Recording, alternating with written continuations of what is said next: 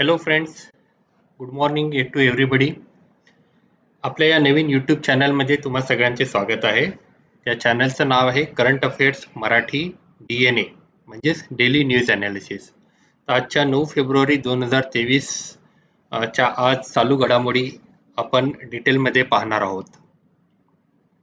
तर सगळ्यात पहिली जी महत्त्वाची बातमी जी आहे ते आहे की भारतीय अमेरिकन शालेय शिक्षण घेणारी विद्यार्थिनी, तिचं नाव आहे नताशा पेरियानयागम.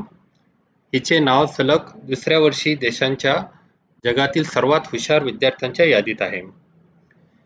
USA स्थित John Hopkins centre for talented इथून 15,000हून अधिक विद्यार्थ्यांच्या वरील श्रेणीस्तरीय चाचण्यांच्या निकालाच्या आधारे 76 देशांमधून तिला निवडले गेलेले आहे. तर ही भारतासाठी ही खूप मोठी गौरवास्पद गोष्ट आहे.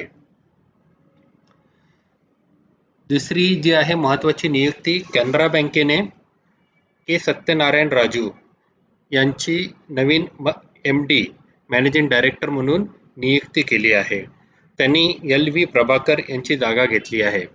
तर कॅनरा बँकेचे संस्थापक जे आहे सयाजीराव गायकवाड III हे होते आणि त्याची स्थापना 20 जुलै 1908 रोजी वडोदरा येथे झाली होती.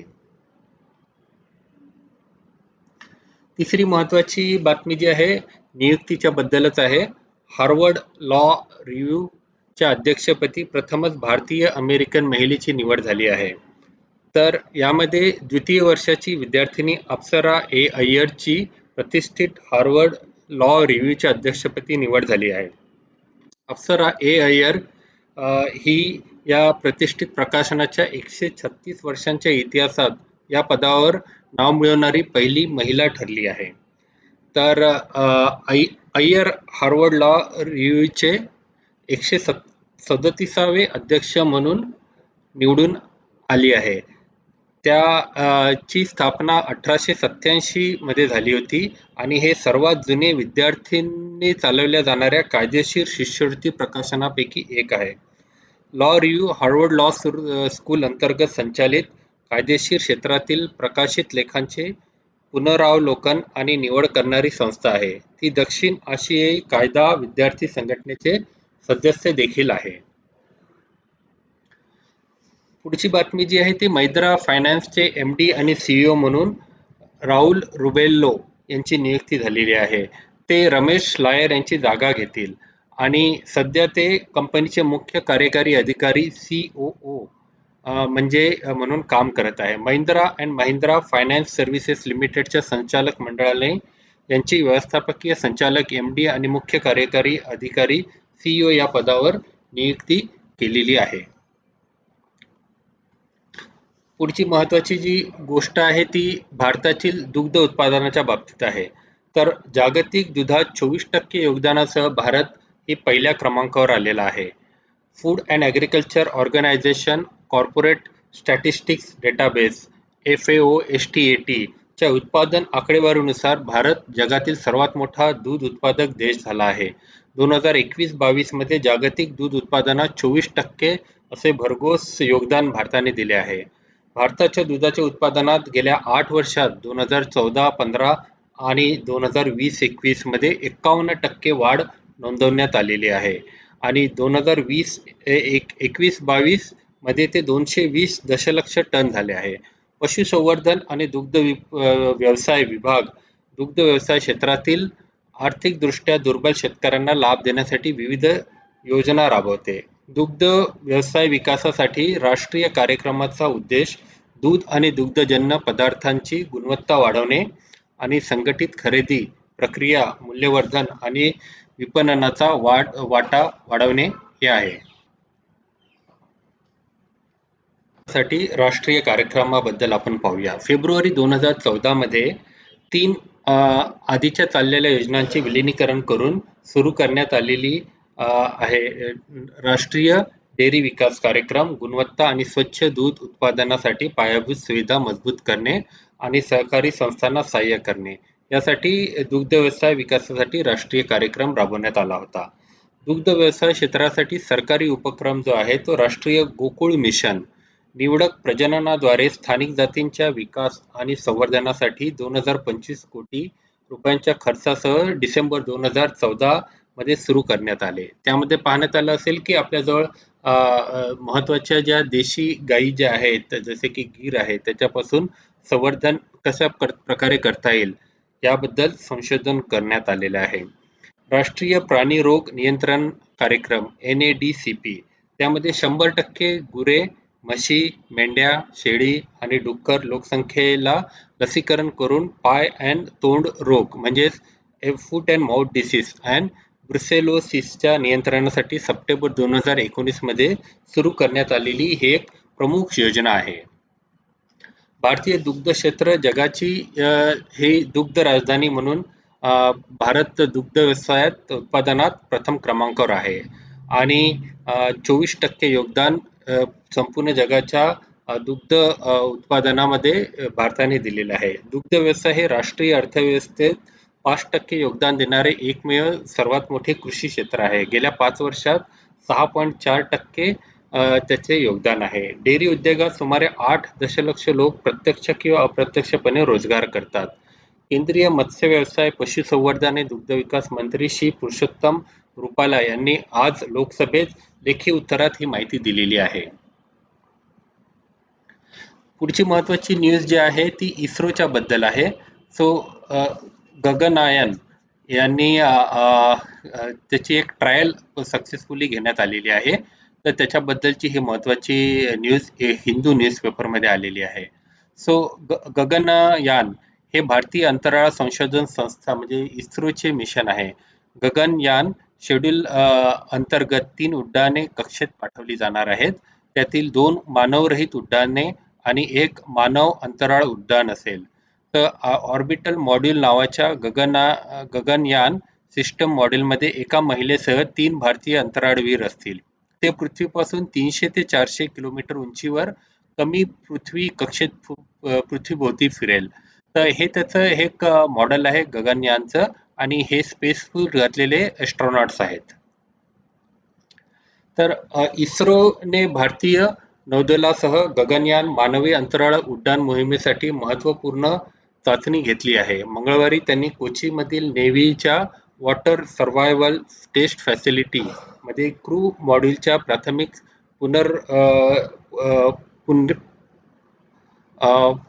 पुनर्प्राप्ती चाचणी केल्या. या चाचण्या गगनयान मिशनसाठी क्रू मॉड्यूल रिकव्हरी ऑपरेशनच्या तयारीचा एक भाग आहे, जे भारतीय सरकारी एजन्सीच्या सहाय्याने भारतातील जलक्षेत्रात केले जातील. संपूर्ण पुनर्प्राप्ती ऑपरेशन भारतीय नौदलाच्या नेतृत्वात होते.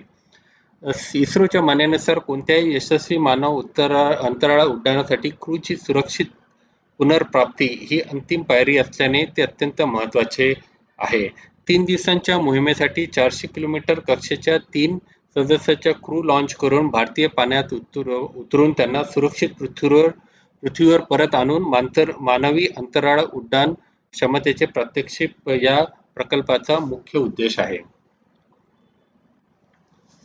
पुढची महत्त्वाची बातमी जी आहे, केंद्रीय शिक्षण मंत्रालयाने युवा संगम पोर्टल सुरू केले आहे. तर इंदिरा गांधी कला केंद्र दिल्ली येथे शिक्षण मंत्री धर्मेंद्र प्रधान यांच्या हस्ते युवा संगम पोर्टल लॉन्च करण्यात आले आहे. शिक्षण मंत्रालयाने एक भारत श्रेष्ठ भारत अंतर्गत युवा संगम पोर्टलसह एक पथदर्शिक प्रकल्प सुरू केला आहे. या प्रकल्पाअंतर्गत 18 ते 30 वयोगटातील 1000 तरुणांना ईशान्येकडील 300 इतर राज्यात 700 ईशान्येकडील आणि देशाच्या इतर राज्यातील युवा विनिमय कार्यक्रमांसाठी पाठवले जाईल. युवा संगमच्या माध्यमातून ईशान्येतील तरुणांना देशातील 8 राज्यातील परंपरा, संस्कृती, पर्यटन स्थळे, खाद्यपदार्थ, भाषा आणि वैविध्य जाणून घेण्याची संधी देशातील इतर राज्यातील तरुणांना मिळणार आहे. एक भारत श्रेष्ठ भारत हे सरदार वल्लभभाई पटेल यांच्या 140व्या जयंतीनिमित्त भारताचे पंतप्रधान श्री नरेंद्र मोदी यांनी 2015 मध्ये ची घोषणा केली होती आणि 2016-17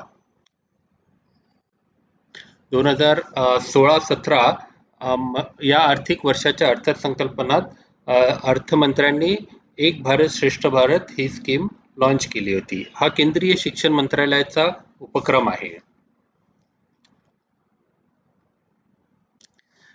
एनटीपीसीने सलग 6व्यांदा एटीडी बेस्ट अवॉर्ड्स 2023 जिंकले आहे. एनटीपीसी ही भारतातील सर्वात मोठी वीज निर्मिती कंपनी आहे.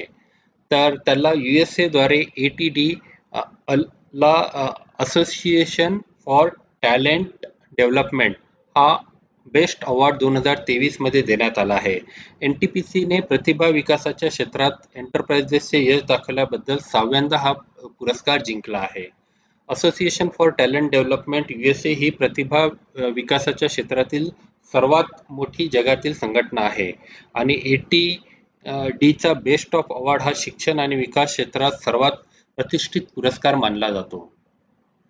एनटीपीसी बद्दल काही महत्त्वाच्या घडामोडी जाणून घेऊया. एनटीपीसी जी पूर्वी national thermal corporation of India म्हणून ओळखली जात होती, ती भारत सरकारच्या मालकीची आहे. त्याची स्थापना 1975 साली झाली आहे. मध्य प्रदेशातील सिंगरौली जिल्ह्यातील Vindhyachal thermal power station 4760 megawatt क्षमतेची स्थापित क्षमता असलेले सध्या भारतातील सर्वात मोठे औष्णिक ऊर्जा केंद्र आहे. हा एनटीपीसीच्या मालकीचा आणि चालवणारा कोळशावर आधारित ऊर्जा प्रकल्प आहे. एनटीपीसीचे अध्यक्ष आणि व्यवस्थापकीय संचालक गुरुदीप सिंग हे आहेत. IIT मद्रास सोबत अंतराळवीर प्रशिक्षण मॉड्यूल विकसित करण्याची इस्रोची योजना आहे. त्यासाठी इस्रोने IIT मद्रास सोबत सामंजस्य करारावर स्वाक्षरी केली आहे.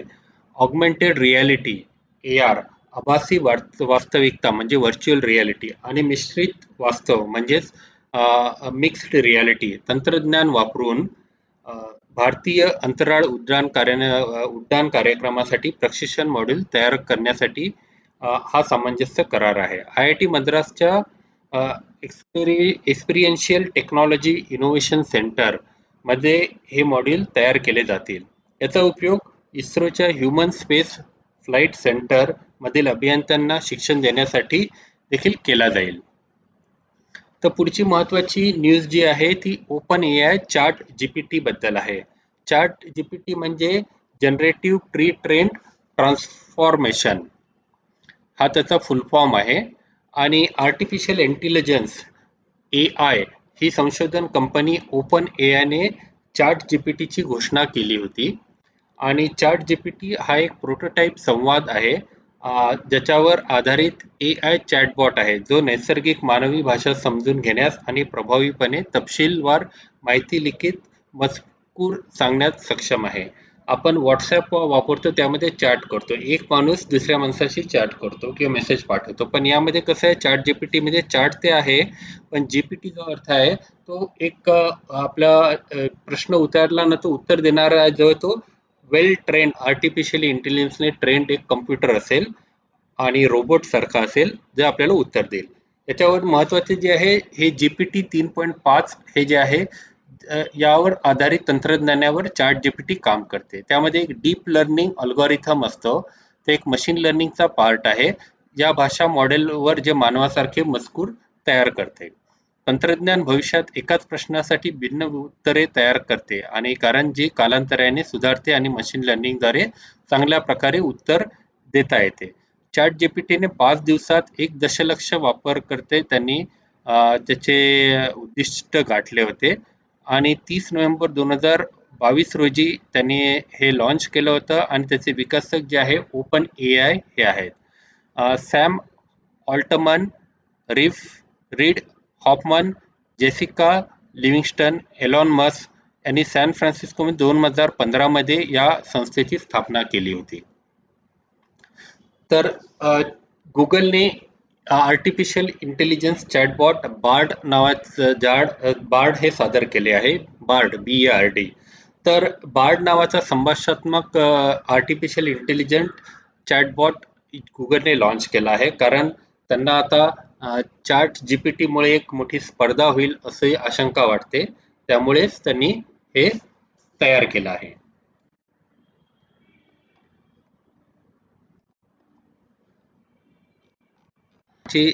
कॉम्पिटिशन आता मायक्रोसॉफ्टच्या ओपन एआयच्या चॅट जीपीटीशी असेल. हे भाषेच्या मॉडेलची शक्ती, बुद्धिमत्ता आणि सर्जनशीलतेसह जगाचे ज्ञान एकत्र करेल. बार्ड डायलॉग ॲप्लिकेशन सिस्टमसाठी फर्मच्या लँग्वेज मॉडेल लॅम्बडा LAMDA वर आधारित आहे. हे महत्त्वाचं आहे. लॅम्बडा हा याच्यावर प्रश्न येऊ शकतो. हे उच्च गुणवत्तेचे प्रतिसाद देण्यासाठी वेबवरून माहिती देण्यास मदत करेल. गुगलचे CEO जे आहे सुंदर पिच्चे आहे.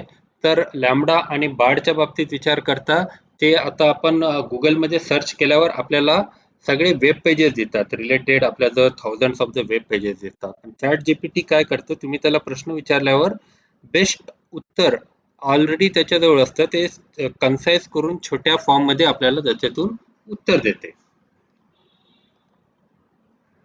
आता पुढची जी महत्वाची गोष्ट जी आहे ती आपण कालचा एक डिटेल व्हिडिओ टाकला होता. त्याच्यामध्ये आपल्याला पाहिलं असेल की रिझर्व्ह बँकेने रेपो रेट 0.25% वाढवून 6.5% केला आहे. त्यामुळे रेपो रेट आता 6.5% झालेला आहे. रिव्हर्स रेपो रेट 3.35% झालेला आहे. बँक रेट 6.75% झालेला आहे. कॅश रिझर्व्ह रेशिओ आहे 4.5% आहे.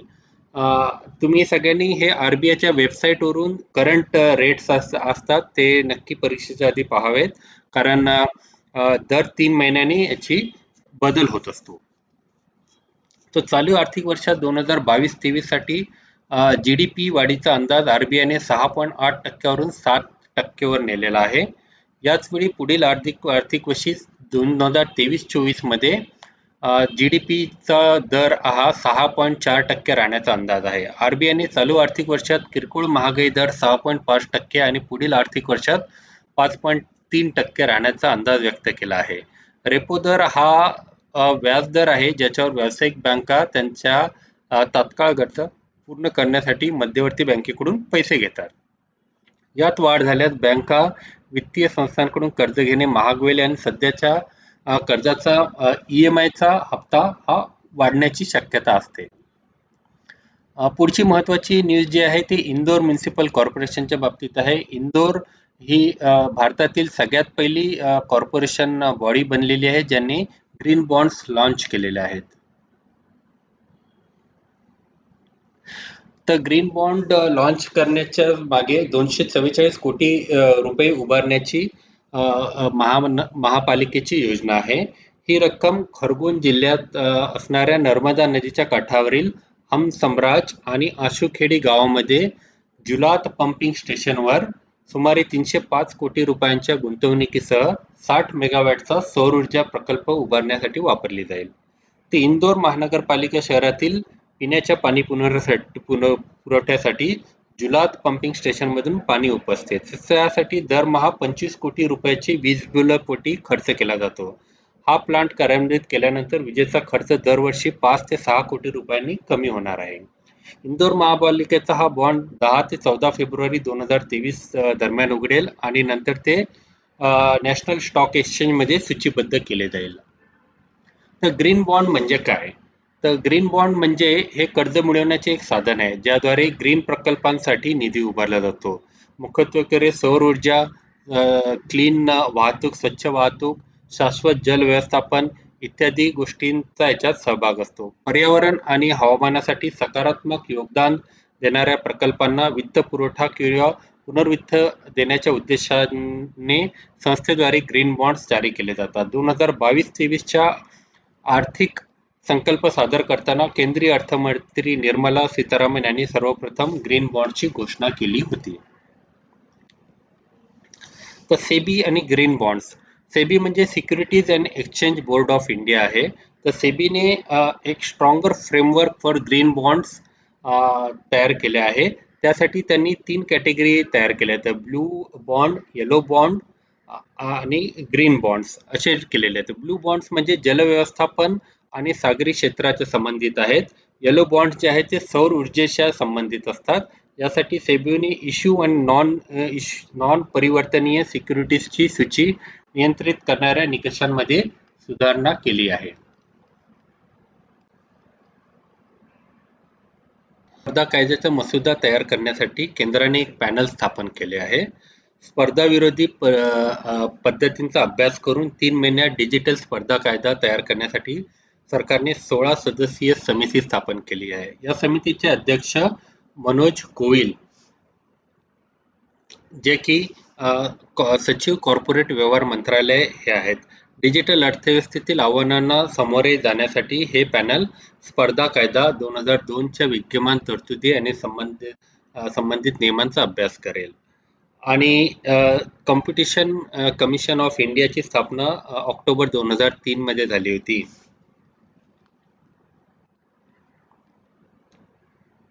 आणि सफदरजंग रुग्णालयात इंटिग्रेटिव्ह मेडिसिन एकात्मिक औषध विभागाचे उद्घाटन केले आहे. त्यामध्ये मेन मुख्य उद्देश जो आहे की आयुर्वेदिक आणि आधुनिक औषधे या दोन्ही वापरून रुग्णांवर उपचार करण्यात येतील. ॲलोपॅथीमधील आधुनिक प्रगतीचा वापर करून भारताच्या समृद्ध वारसा आणि वैद्यकीय ज्ञानाच्या संभाव्यतेचा उपयोग करणे हे एकात्मिक औषध उपचाराचे उद्दिष्ट आहे. सरकार एम्स दिल्लीमध्ये हे एकात्मिक औषध विभाग देखील स्थापन करणार आहे. आयुष मिनिस्ट्री जी आहे त्याची स्थापना 2014 मध्ये झाली होती. आणि आयुषमध्ये जे आहेत आयुर्वेदा, योगा, नॅचरोपॅथी, युनानी, सिद्धा आणि होमिओपॅथी याचे एकत्रितपणे अभ्यास केला जातो. समग्र आरोग्यासाठी आधुनिक औषधासह आयुष एकत्रित करणे हे एकात्मिक औषध पद्धतीमध्ये उद्दिष्ट आहे.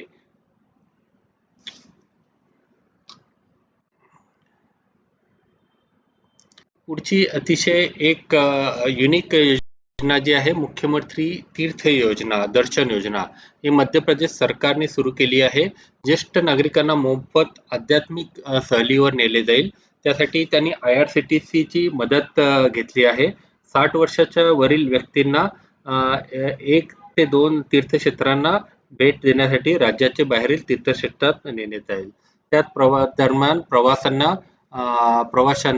भोजन, निवास, बस प्रवास खर्च, पिण्याचे पाणी आदी सुविधा पुरवल्या जाणार आहेत. दक्षिण भारतातील पहिला औद्योगिक कॉरिडॉर प्रकल्प माननीय पंतप्रधानांनी लॉन्च केला आहे. 2019 मध्ये पंतप्रधान मोदींनी गतिशक्ती योजना सुरू केली होती. त्यात देशात पायाभूत सुविधांचा योजनेचे कार्यान्वित करणे हा मुख्य उद्देश होता. या योजनेअंतर्गत 11 औद्योगिक कॉरिडॉर आणि 2 संरक्षण कॉरिडॉर विकसित करण्याची योजना आखली होती. त्यानुसार PM मोदींनी नुकतेच तुमकुरू इंडस्ट्रियल टाउनशिप या योजनेच्या पहिल्या औद्योगिक कॉरिडॉरचा शुभारंभ केला आहे. तर दक्षिण भारतातील हा पहिला औद्योगिक कॉरिडॉर आहे. त्यात 88,000हून अधिक लोकांना रोजगार मिळेल. 5 ते 6 वर्षात 7,000 कोटी रुपयांची गुंतवणूक आकर्षित होणार आहे. आणि 8,500 एकर जमिनीवर हे बसलेले आहे. चेन्नई बंगळुरू इंडस्ट्रियल कॉरिडॉर मध्ये त्याला लॉन्च केलेलं आहे. तर हे बंगळुरू बंदरापासून 300 किलोमीटर अंतरावर आहे आणि बंगळुरू आंतरराष्ट्रीय विमानतळापासून 115 किलोमीटर अंतरावर आहे. हे ग्रीनफील्ड औद्योगिक स्मार्ट सिटी संकल्पनेवर काम करेल. देशातील मेक इन इंडिया उपक्रमात योगदान देण्याचे या प्रकल्पाचे उद्दिष्ट आहे. आणि याचे लक्ष्य क्षेत्र जे आहे अन्न उत्पादने, पोशाख, इलेक्ट्रॉनिक्स, फार्मास्युटिकल, अभियांत्रिकी आणि रसायने या क्षेत्रावर हे फोकस करणार आहे. तर पेरूमध्ये बर्ड फ्लूच्या प्रादुर्भावाने जवळपास 600 सी लायन्स म्हणजे समुद्री लायन्सचा मृत्यू झाला आहे आणि टोटल 55,000 वन्य पक्षी मारले गेलेले आहेत. त्यात सरनप नॅचरल एरिया कन्झर्वेशन एजन्सीनुसार 8 संरक्षित किनारी भागात 55,000 मृत पक्षी, पेंग्विन्स आणि इतर पक्षी आणि प्राणी मरण पावले आहेत. तर पेरूच्या राष्ट्रीय वन आणि वन्यजीवी सेवेने लोकांना याच्यापासून सतर्क राहण्याचा इशारा दिला आहे. एव्हियन इन्फ्लुएन्झा हा H5N1 आहे. हा बर्ड फ्लू आहे आणि या संसर्गजन्य विषाणूजन्य रोग आहे आणि हा मुख्यत्वे पक्ष्यांमध्ये होतो. तर त्याचे H5N1, H7N9, H9N2, H10N9, N3 असे विषाणूचे उपप्रकार आहेत. B आणि C बहुतेक लोकांना संक्रमित करतात आणि सौम्य आजार होतात. ब्राझील आणि अर्जेंटिना नंतर पेरू हा दक्षिण अमेरिकेतील सर्वात मोठा देश आहे आणि त्याच्यातील प्रमुख पर्वतरांगा ह्या अँडीज पर्वतरांगा आहेत. छोटेसे शॉर्ट न्यूज पाहूया. तर भारतातील पहिले मोबिलिटी केंद्रित क्लस्टर तेलंगणा मोबिलिटी व्हॅली हे तेलंगणा सरकारने लॉन्च केले आहे. त्याचे उद्दिष्ट आहे 50,000 कोटी रुपयांची गुंतवणूक आकर्षित करणे आणि पुढील 5 वर्षात राज्यात 4 लाखाहून अधिक नोकऱ्या निर्माण करणे. म्यानमार आणि रशियाने अणुऊर्जा विकसित करण्याच्या करारावर स्वाक्षरी केली आहे. तर धन्यवाद फ्रेंड्स, मित्रांनो. आणि तुम्हाला जर हा चॅनल आवडला असेल तर नक्कीच त्याला सबस्क्राईब करा. धन्यवाद. Thank you.